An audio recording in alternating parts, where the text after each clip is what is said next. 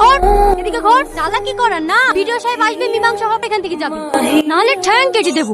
আমি মেয়ে পেয়ে গেছি, এই মেয়ের সাথে আমার লাতির বিয়ে, পারলে এই মেয়েই পারবে বৌমার সাথে টক্কর দিতে। আমার মেয়ে দেখা হয়ে গেছে, সামনে শুক্রবারে রিয়াজের বিয়ে দিলে আসছে। আর ও বলে এসে থাকবে কোথায়? কেন বাড়িতে? আমার বাড়িতে উঠতে দেবো না। তুমি বাড়ি কোথায় পেলি বৌমা? আমি এখনো মরিনি। এইটা তোমার মামি শাশুড়ি। থাক, লাগবে না। যাও বৌমা, ঘরে যাস, জালাত বকুলি ঘরে যা। এই রিয়াজ, বউ পেয়ে যেন কাজের কথা ভুলে যাসনি, সকাল সকাল উঠে পারবি। ঠিক আছে মামি। আপনি এত সকালে রান্না করে কি করছেন?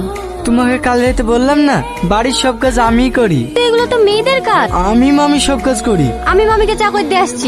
রিয়াজ কোথায়? রিয়াজ ঘুমোচ্ছে মামি।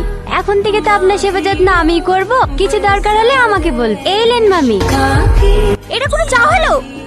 ও বাবা, পড়ে গেল গো। দেখ কেমন লাগে।